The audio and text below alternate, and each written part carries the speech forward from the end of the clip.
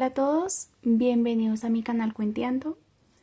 Hoy va a ser la primera lectura de este año del libro Orgullo y Prejuicio de Jane Austen, así que los invito y las invito a que se pongan cómodos y cómodas, tráiganse en una bebida, puede ser agua, té aromática, tinto, vino para los que son mayores de edad y nada, vamos a empezar. Hoy vamos a estar leyendo el capítulo 14. Así que vamos a empezar. Durante la cena, el señor Bennet apenas habló nada, pero cuando se retiraron los criados pensó que había llegado el momento de mantener una conversación con su invitado, y por tanto sacó a colación un asunto con el cual esperaba agradarlo, y apuntó que daba la impresión de que había tenido mucha suerte con su benefactora. La prontitud con la que Lady Catherine de Bourgh atendía sus deseos y la preocupación por su bienestar parecían ciertamente llamativos. El señor Bennet no podía haber escogido mejor asunto. El señor Collins fue prolijo en sus alabanzas. El asunto agudizó la habitual solemnidad de sus modales y con un aire de gran pompa aseguró que jamás en la vida había sido testigo de semejante comportamiento en una persona de su rango, tal afabilidad y condescendencia, como había experimentado él mismo por parte de Lady Catherine.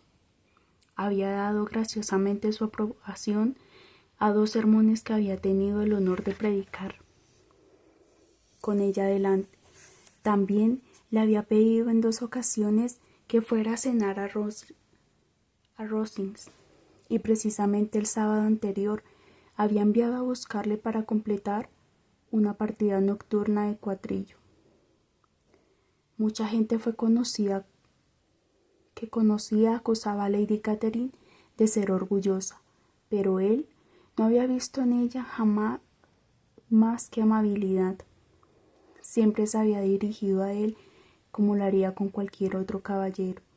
No ponía la menor objeción a que se uniera a la sociedad del vecindario, ni a que abandonara de vez en cuando la parroquia durante una semana o 2 para visitar a sus familiares.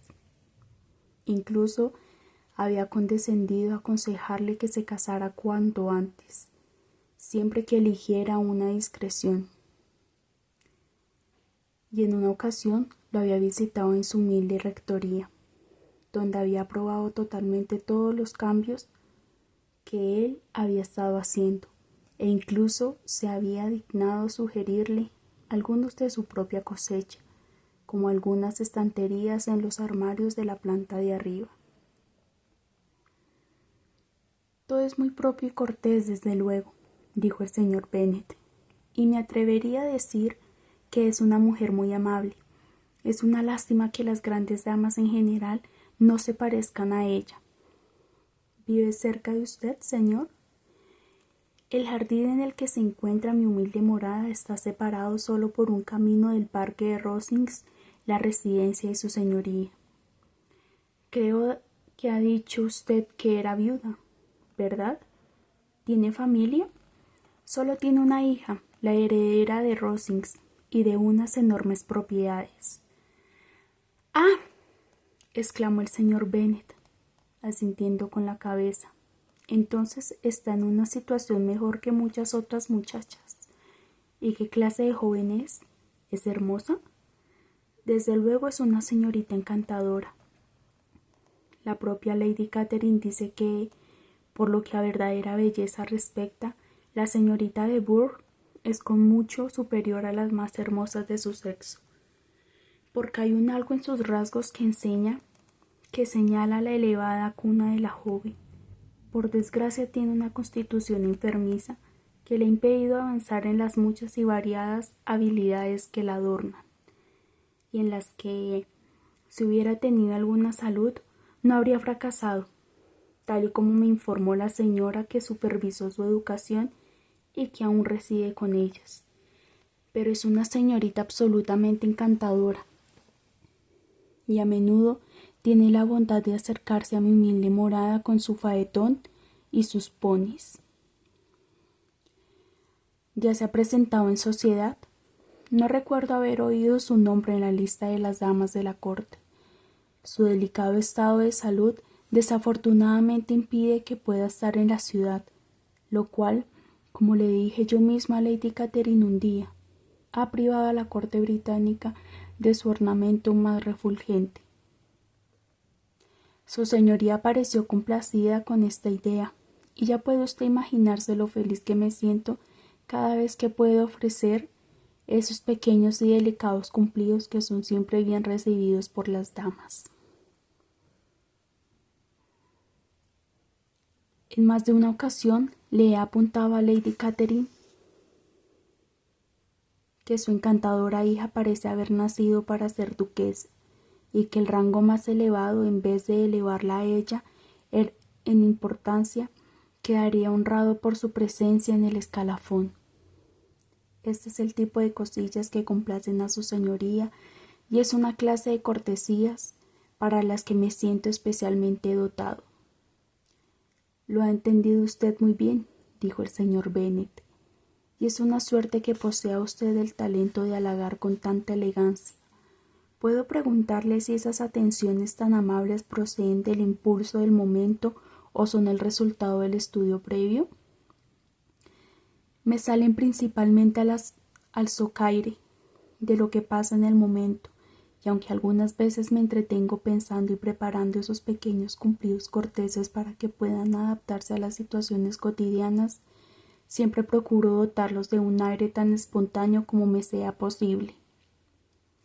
Las sospechas del señor Bennet quedaron totalmente confirmadas. Su primo era tan ridículo como había imaginado, y le estuvo escuchando por divertido placer, manteniendo al mismo tiempo la compostura más sobria en el gesto, y excepto alguna mirada ocasional a Elizabeth, se bastó solo para disfrutarlo. En todo caso, para la hora del té, la dosis del señor Collins ya había sido suficiente, y el señor Bennet se alegró de acompañar a su invitado de nuevo al salón, y cuando concluyó el té, tuvo la consideración de invitarlo a leer algo en voz alta a las damas. El señor Collins aceptó inmediatamente y le ofrecieron un libro.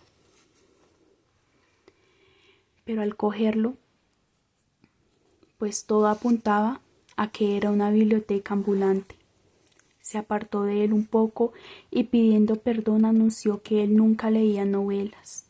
Kitty lo miró asombrada y Lidia dejó escapar una admiración. Se le ofrecieron otros libros y después de algunas deliberaciones escogió los sermones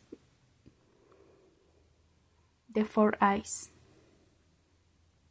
Lidia bostezó en cuanto abrió el libro y después de que hubiera leído 3 páginas con una monótona solemnidad, le interrumpió.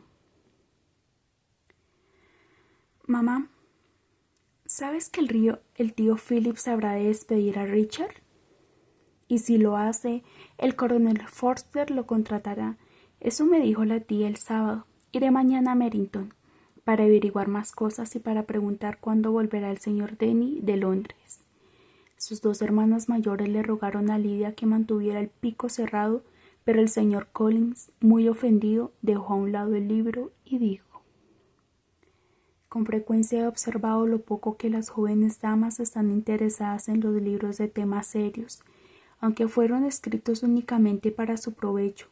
Me asombra, debo confesarlo, pues, desde luego, no puede haber nada más beneficioso que las jóvenes como la instrucción. Pero no importunaré más a mi joven primita.